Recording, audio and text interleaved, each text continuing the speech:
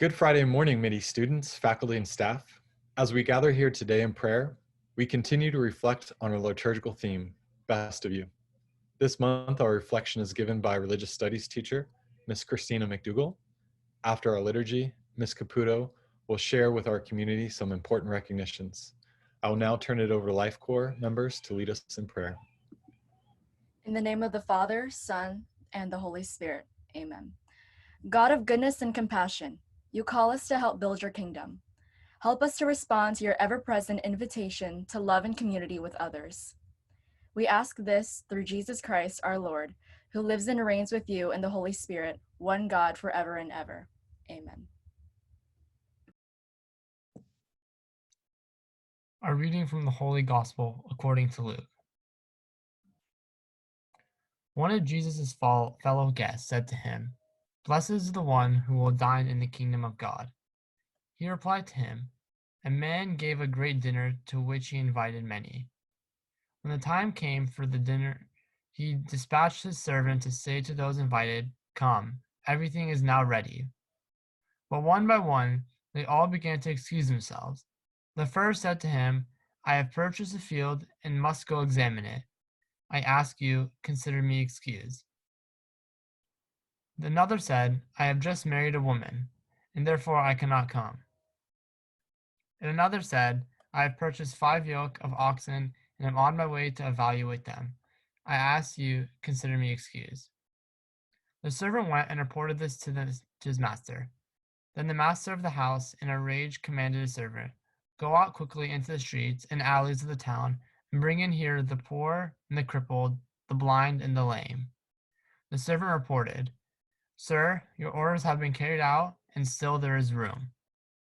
The master then ordered the servant, 'Go out to the highways and hedgerows, and make people come in that my home may be filled.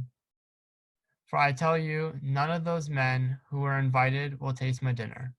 The Gospel of the Lord. Praise to you, Lord Jesus Christ."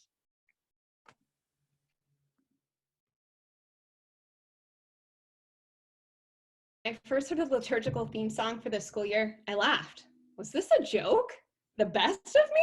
Was I being mocked?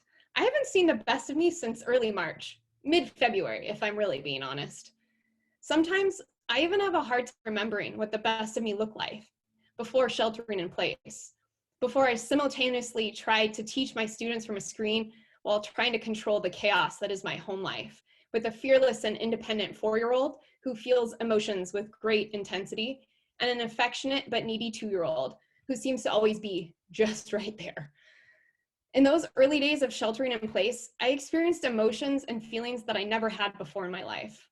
I had never felt quite so inadequate, that even as I was putting in everything I had, I still felt like I was falling short in every area of my life, as a teacher, as a mother, as a daughter, as a friend, as a partner, and as someone who strives to be a person of faith, hope, and integrity. When I hear the parable of the great feast that Fadi just read, I admit my first response is a bit of discomfort. Jesus tells the story of a man who throws an elaborate dinner party, yet all of his A-list guests turn down the invitation. "Sorry, I can't make it. I just bought an ox. Wish I could, but I've got to check out my field. Just got married. Thank you, next." While those lines might seem like lame excuses to us now, there are legitimate reasons why those guests feel like they can't show up to the feast. They are busy. Their lives are full. They have other real issues and concerns in their lives which are demanding their attention. So they excuse themselves and decide not to attend the feast. Here's where my discomfort starts to set in. The parable doesn't end there. When the master is informed that the A-list isn't going to show, he demands that a servant bring in those who are on the margins to dine with him. Perhaps we've even come to expect this in our reading of the parable at Midi, as we know that the gospel writers are intentional in their inversion of cultural norms. The last shall be first. Those who have been pushed aside are most welcome. But again, the parable doesn't stop there. There is still room at the table. The abundance of the feast is so grand that the master demands his servant to reach out to everybody, to shout to the highways, to extend the invitation. The master wants his house to be filled. Here comes the stinging discomfort, the last line of the gospel. For I tell you, none of those men who were invited will taste my dinner. Ouch. The A-listers who had legitimate concerns, struggles, and distractions didn't seem to make the right choice. But that's ultimately what this parable is all about, choice. The invitation to the feast is offered freely and generously. Are we going to choose to show up? Perhaps now more than ever, there are legitimate, real, life and death issues which are preventing us from feeling like we aren't able to show up to the feast. We are in the midst of a global pandemic where more than 200,000 American lives have been lost, including the loved ones of members in our own Midi community. After months of isolation, in which many of our families are also worried about financial concerns and health risks, our mental health has taken a toll. Many of us are tired, lonely, stressed, and overwhelmed. Meanwhile, our political climate is beyond tense. The upcoming presidential election has more deeply divided our nation during a time of crisis and even polarized our own families. Our country and our school community is doing the difficult but necessary work of confronting our complicity in racist policies, institutions, and behaviors. Ash-filled air and orange skies make us painfully aware that climate change is ultimately a much more pervasive threat than COVID to our common home. Oh, and how can I forget? Zoom. Zoom fatigue is real. Staring at the screen all day has equal physical and emotional side effects. So yeah, there are a lot of legitimate, serious reasons why we might feel like we can't show up to the feast. And they certainly sound more convincing than having just bought a Knox. And yet, are they really that different? Biblical scholars suggest that the last line of the parable is a statement about priorities. The A-listers, who originally said that they couldn't come, they put other priorities over the invitation to the feast. So yes, they were busy and distracted and had other pressing issues which demanded their time and attention. But the gospel is challenging us to consider if, even in the midst of the chaos and the stress of their lives, could they still show up? And not in spite of those challenges, but with them. Herein lies a radical rethinking of what we mean by our best self. It can be tempting to equate our best self with our most polished self. But what I've come to realize is that our best self is our most authentic self. It's not a sugarcoating or dismissal of our challenges and difficult realities. Rather, it's an honest embrace of them. It is accepting our cold Februaries and dancing with our shadows, as our liturgical theme song suggests, and showing up anyways. COVID-19 has challenged us to evaluate what our priorities are, on a personal level and certainly on a national level. And the answers are pretty revealing. When I reflect on Midi's priorities, community is one of the first words to come to mind. So let's assess how we're doing at prioritizing community in our current circumstances. Are we choosing to show up for one another, even if it's hard or awkward or doesn't look like what we thought was our best? It might be tempting to excuse ourselves from the feast with a line like, I would participate more in class if we were in person, but Zoom is so awkward. True, it is awkward for all of us. But can we still choose to show up? If we truly prioritize community, then perhaps we can choose to not hide behind our screens and actually try to get to know our new classmates this year, even if it's not how we imagined. The parable uses the twinge of discomfort to motivate us to choose wisely, but it's also important to remember what we are choosing. We are being invited to a party after all. It shouldn't be that hard to say yes. While we may have to step outside of our comfort zone at times, showing up to the feast is ultimately about choosing joy, choosing hope, choosing light. Right now, there are so many things outside of our control, which can be deeply unsettling. But one thing we can control is how we choose to respond. When the CZU Lightning Complex fire burned thousands of acres in the Santa Cruz Mountains, destroying people's homes and forcing them to flee for safety, so many of you responded with incredible generosity. So much so that it required multiple vans to bring in all the donations to those in need. When Junior Arnav Mishra couldn't visit his grandparents due to COVID-19, he responded by writing them letters and handmade cards. After seeing their delight in receiving them, Arnav began to dream bigger and organized a group of children in his neighborhood to write to seniors living in elderly care facilities across the country. When seniors on Life Court longed for the spirit of community present at our campus liturgies, they responded by choreographing moves to our liturgical theme song to share with the school, reminding us just how wonderful it feels to be connected to the larger community, even if just through a screen. So today, I ask you to just consider the possibility of saying yes to the invitation to show up, to come as you are to the feast, with your anxiety, with your baggage, with your legitimate concerns, but also with your joy, your compassion, your hope, to come to the feast as your best, most authentic self. Now, at this time, we offer our prayers to God. Our response is, hear our prayer. We pray for everyone in our global community experiencing war, violence, or injustice of any kind. May they be given safety and love. God of healing. For those suffering from COVID-19 and their caretakers, that they find healing and hope. God of healing, hear our prayer.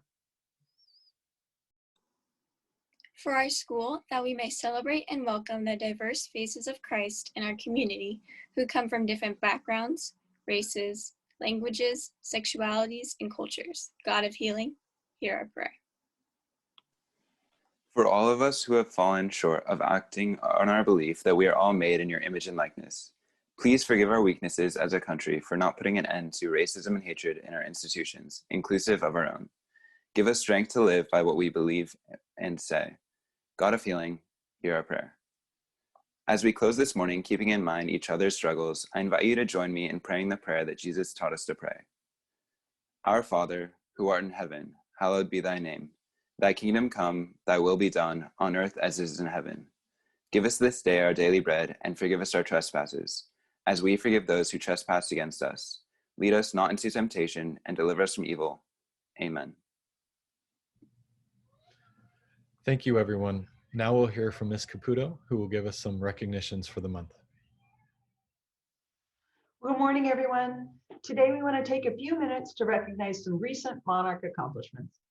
19 seniors were named National Merit semifinalists in recognition of their scores on the reading, writing, and math sections of the PSAT taken during their junior year.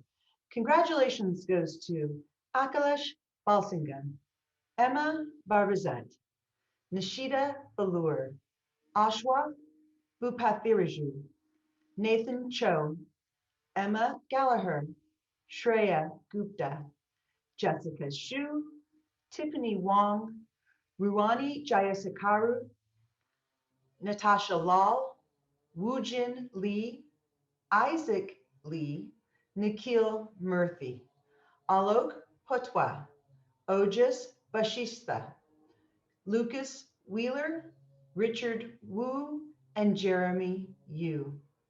9 additional seniors were recently identified as College Board Recognition Program Scholars.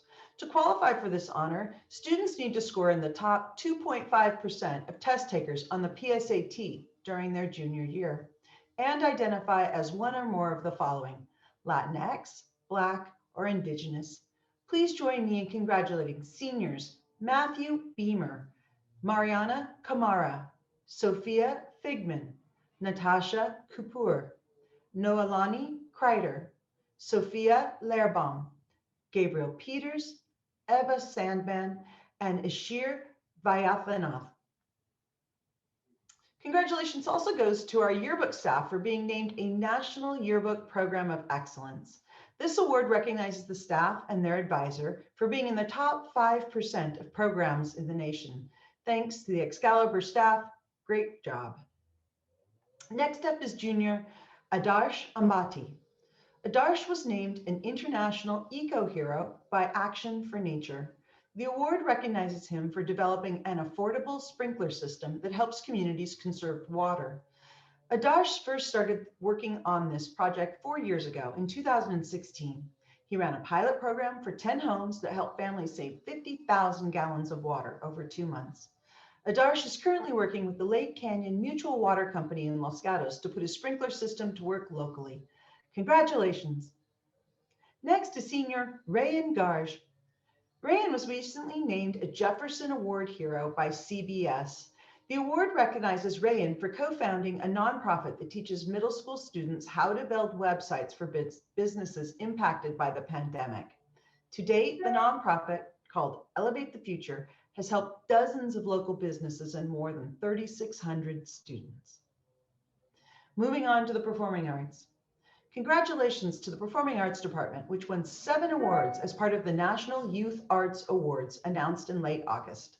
A special congratulations to junior Isabella Essler and senior Isabella Nicoletti, who were recognized as Best Actresses in Mamma Mia. Congratulations also goes to the ensemble of Mamma Mia, which took home the top award in their division, and to Mr. Santana, who was named the Best Director for Curious Incident of the Dog in the Nighttime. Congratulations also goes to the cast, crew, and student composers of the Archbishop Mitty Fall Shakespeare Festival for the successful run of their first 2 shows. Twelfth Night and The Book of Will were streamed by audience members from across the country. We wish to recognize the students and the staff working on these shows for their dedication to keeping the arts alive virtually in our community. We look forward to seeing the 2 final shows of the festival, which will take place in mid-November. Well, that's it for this month's recognition. I want to thank each of you for the hard work and cooperation that's gone into this first quarter. I know that going to school and to work virtually is not easy, but as a result of your kindness and your commitment to the Mitty community, we are getting through this difficult moment in time. And that is what this is. It's a moment in our time together. We will all be back together as soon as possible. Until then, please remember that we are a community that is blessed with amazing individuals who work really hard to support one another. Lean on each other. Ask for help if you need it, and know that you are part of a place that cares a great deal about how you are doing. Even though we're separated by location, we are unified in our commitment to one another. Have a great weekend. Go Monarchs. Take care.